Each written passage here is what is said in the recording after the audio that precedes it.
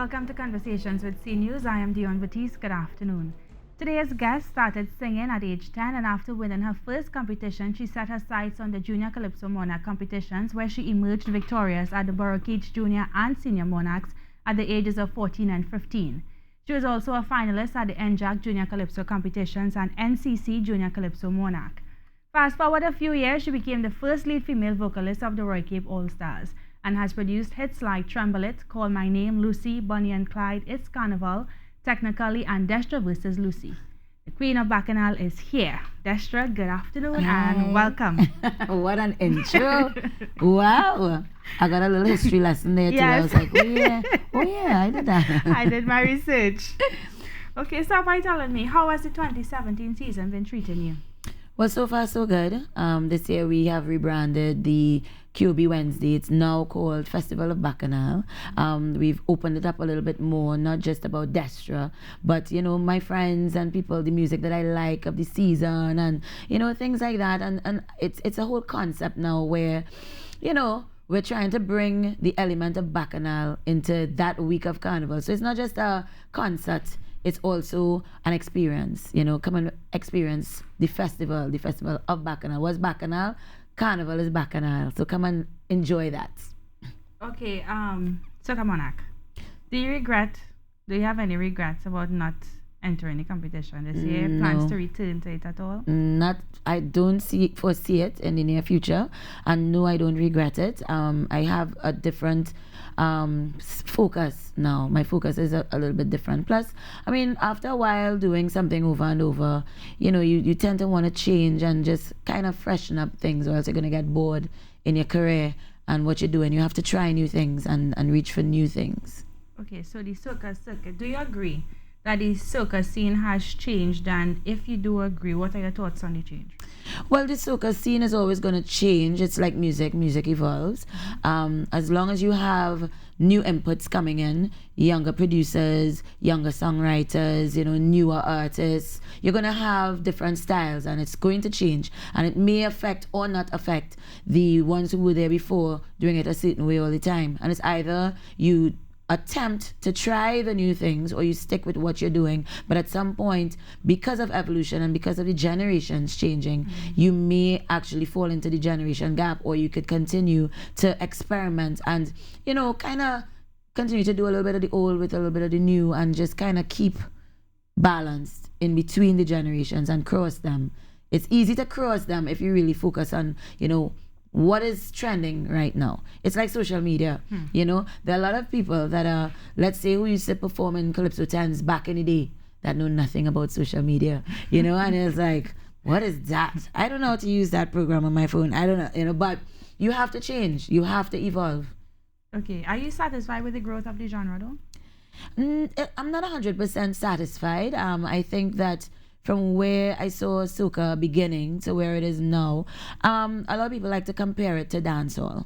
But dancehall, the marketability is there. They have a lot. It's like a whole army of them working towards taking it to the next level.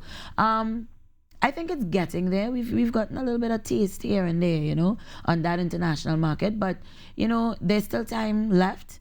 I think we just need to keep pushing, keep working at it, keep trying. It's like cooking food. You keep adding until you get the right taste, the right blend, and we'll get there eventually. Okay. In a recent interview with Private Ryan, he said he compared the soca movement to the dancehall movement. He said that dancehall and reggae is a real movement because Jamaicans are really loyal to their culture, and they really they support it like 100%. Do you think that our response, Trinidad is Jamaica, everybody says that Carnival and Soca, do you think that the response of the locals to soca music contributes or hinders the progress of it actually going as mainstream as dancehall and reggae? Well, that is a good point, and a good point raised. When you think about what soca used to be and what soca used to do back in the day when it was actually in its realest form, the events when you put on a song, the frenzy that the crowd would go into, you don't see that anymore. And I don't know if it's because the core elements of what soca is or was is no longer there. Everybody's experimenting and crossing the genres and making soca music that is more palatable to the foreigners who like EDM and to who like pop and who like whatever. I don't know if that is a situation. I know I've heard a couple artists vocalize that opinion and say, you know, that you don't have the vibes in the party, you don't have the this, you don't have the that. And in a way, they are correct. And if it is that we need soca to really do what it's supposed to do, it needs to be as venomous as it's always been. It's a sweet sounding music that gets into your bloodstream, that makes you sing, makes you want to jump, dance, wave, you know. And I think some of these songs are doing that, but not all of them. And it should be a movement. If that is what we're heading for, if that is what you're going after, then we should all have like a common head of this is what we're doing. When you hear dancehall, it's one steady beat. It doesn't really change, you know, but we have been experimenting so much. I don't know if we're going to move too far away from what is real or traditional. Either way, I don't really have a problem with it, because at the end of the day, it's what the market enjoys, and you will have people criticizing it who are from a prior generation because they don't understand it, you know. But at the same time, it is our responsibility as musicians to always cater to all the lovers of soca, whether you're 63 or whether you're 5, you know, and kind of give you music that everyone would enjoy.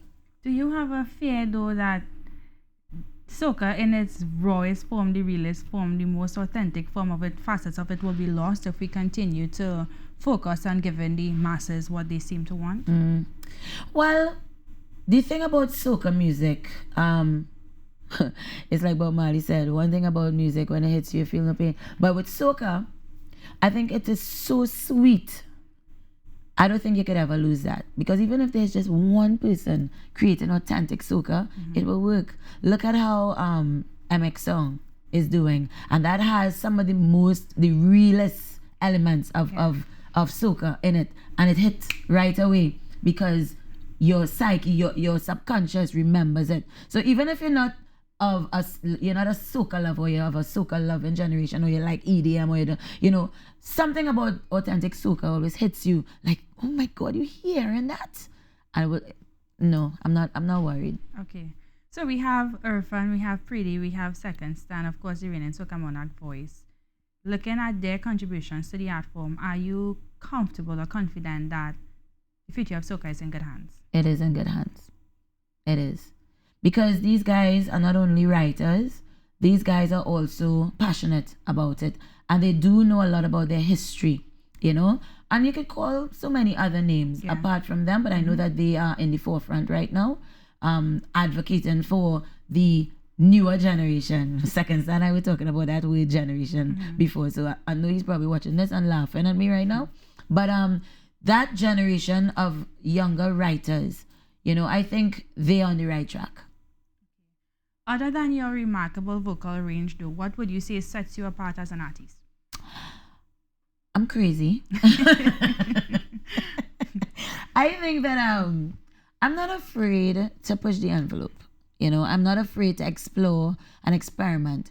And I'm not one-dimensional. You know, when you think about Destra, there's so many different layers to Destra. Hence the reason why you'll get Destra, you'll get Lucy, you'll get the Queen of Bacchanal. Because when I'm in the Destra mood, you know, that is where the vocal ability really shines. You know, and I sing the songs like Closer that make you really feel what I'm saying because of the passion that goes into the vocals. You know, and then when I'm in the Lucy mood, you know, anything could happen.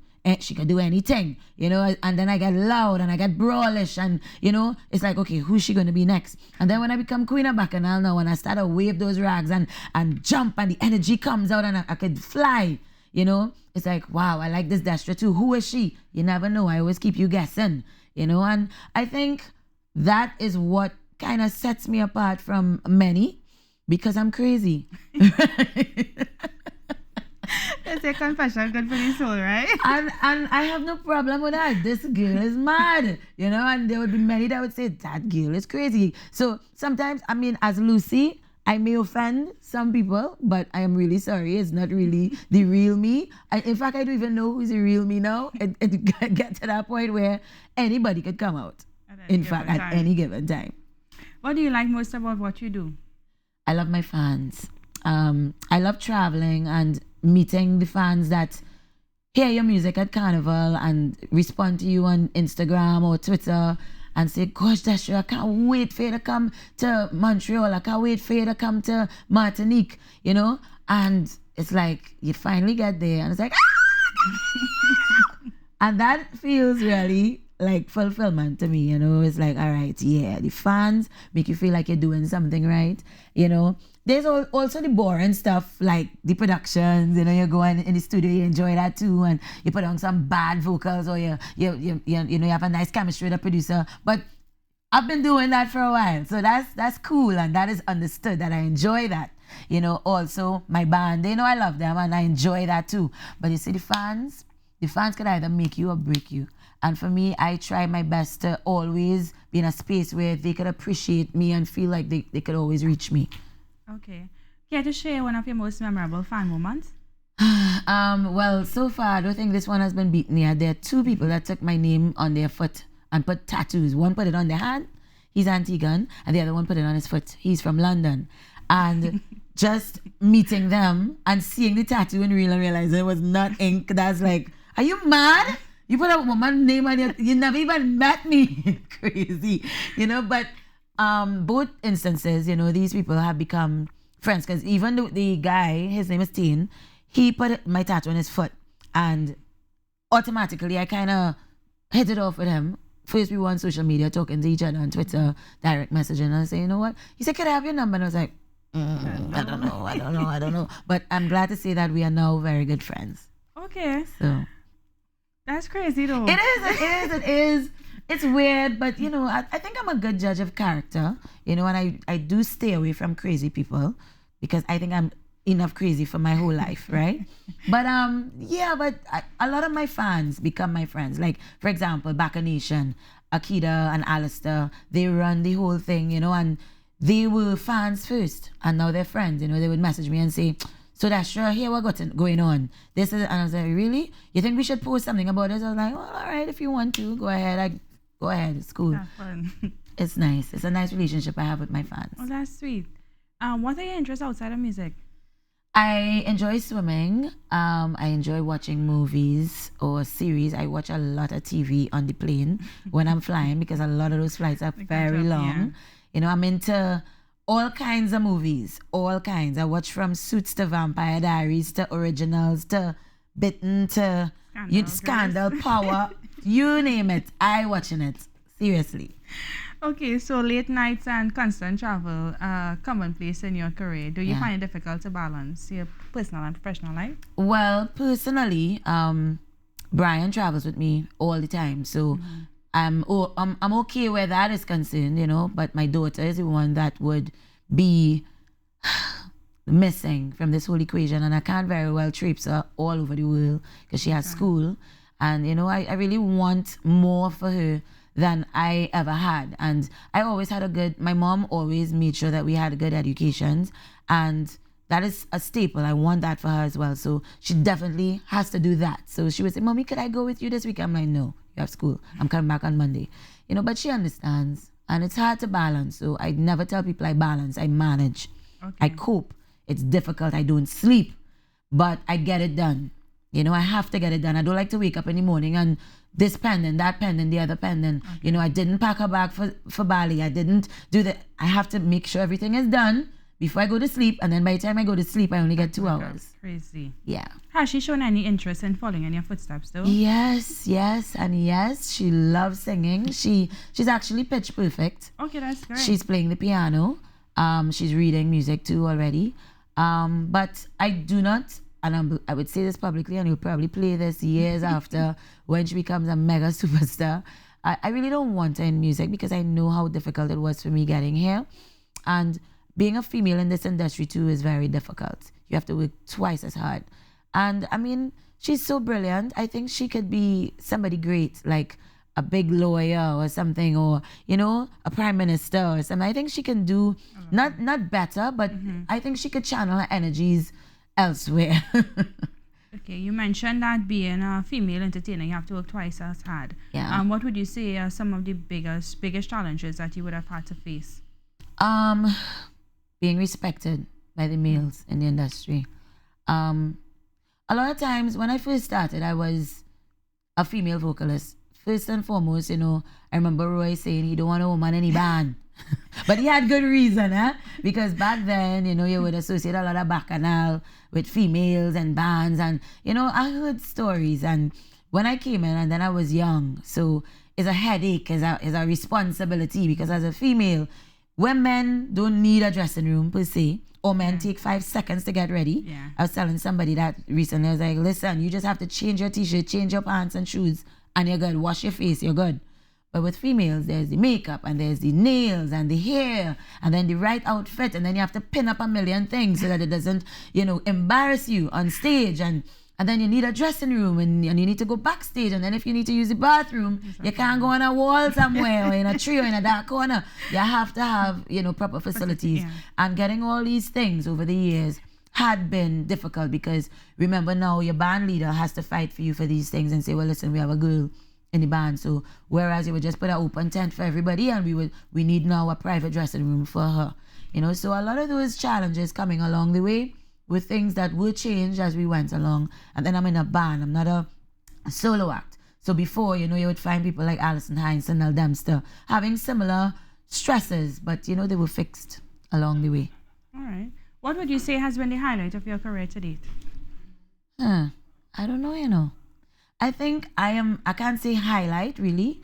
Well, there have been highlights, like the many awards that I've received and so on. But for me, I think being a household name in the world, that is a major achievement for me. Going to places that I've never been and people recognizing me in the street, or going on social media and seeing the diaspora and where people are from. There are people all the way in Japan, people in Dubai that listen to Destra, and people calling places that I've visited. I think that is something that I never thought would happen, at least not in soca. And I want everybody to know that, soca, regardless of what people say, soca, the industry itself, it may not be where you think it's supposed to be, but it's a very lucrative market, and there's so many people listening, so many people that we have touched, in so many places. This is definitely your culture. Embrace it, keep working at it, and we need all hands on deck. Even if you don't like somebody, you can't get along with them, all hands on deck where soca is concerned. Which of your songs is your personal favorite? Every year changes, Which Every one's your year favorite? changes. This year I really like Closer.